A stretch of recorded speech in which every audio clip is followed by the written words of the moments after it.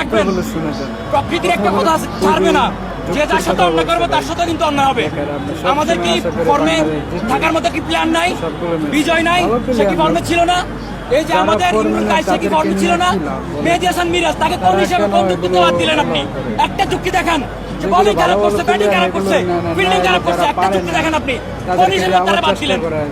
অভিশাপ বড় খারাপ জিনিস, বড় খারাপ জিনিস। এই যে বারবার যে পারে না, এই লর্ডদেরকে বারবার আপনি সুযোগ দিয়ে যাচ্ছেন, আমাদেরকে বারবার অপমানিত করতেছেন, অবদত্ত করতেছেন, ব্যর্থ ভূমিকের মতো অপমান অপদস্থ হয়ে চলে যাচ্ছি বারবার। এগুলো কেন? আপনি দেখেন আজকে আপনি একটা মেয়ে বা একটা ছেলেকেও ভালোবেসে এতটা অপমান অপদস্থ হন না আমার মনে হয়, যতটাই বাংলাদেশের ক্রিকেটারদেরকে ভালোবেসে আপনি অপমান অপদস্থ হয়েছেন।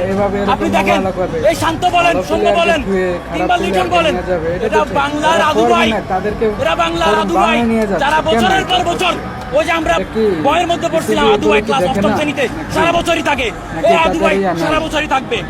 আমার মনে হয় আমাদের ভবিষ্যৎ প্রজন্ম এসেও এই আদু ভাই মার্কা টাইপের ক্রিকেটারদেরকে তারাও দেখবে, তারাও আমাদের মতো এই রাষ্ট্রের কথা, অত্যাচার, অপমান, নিপীড়নের কথা তারাও হয়তো আপনাদের সামনে এসে বলবে, তারাও বলবে, কিন্তু প্রতি উত্তরে কোনো সমাধান হবে না।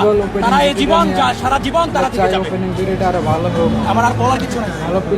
আমাদের একেবারে আমরা তীরে এসে তরি ডুবিয়েছি, আমরা তীরে এসে তরি ডুবিয়েছি এবং সর্বোচ্চ দিয়েছে আমাদের তৌহিদ হৃদয় এবং এই তৌহিদ হৃদয় এবং মাহমুদুল রিয়ার জন্য ভালো চান্স দেওয়ার ভালো। এরা যদি এই রাস্তা না করতে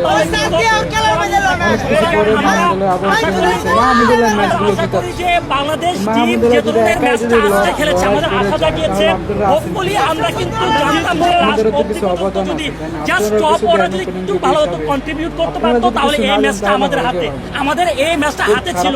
আজকে অবধি পর্যন্ত আমি দেখলাম না টপ অর্ডার ব্যাটসম্যান 50 থেকে 60 রানের একটা জুটি করেছে। এই যে জুটির একটা অভাব, এটা কোন জায়গায় এই অভাবটা রয়েছে খতিয়ে দেখতে হবে, এবং যারা এই দায়িত্বশীল জায়গায় রয়েছে তারা আসলে কি করছে। আমরা সর্বশেষ সৌম্য সরকারের যে ইনিংস দেখেছি, সৌম্য সরকারের contribution, there was no performance from him. তার কাছে কোনো ধরনের পারফরম্যান্স ছিল না, ক্রিকেট সেন্স বলতে একটা কথা ছিল, সেটা কিন্তু পাইনি। সাকিব আল হাসান বিশ্বের সেরা অলরাউন্ডার, বাট তিনি কি করছেন, what is he doing right now? তিনি কি করেন? তার একমাত্র কাজ হচ্ছে জেলায় জেলায় যাবে, শপিং কমপ্লেক্স খুলবে, আর তার একমাত্র কাজ বিভিন্ন ধরনের জায়গায় ঘুরে বেড়ানো এবং বিজনেস।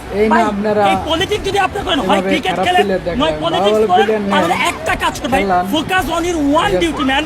আপনি allrounder, I respect to you, I salute to you, কিন্তু আপনার মধ্যে লাস্ট 3 ইয়ার্স আমরা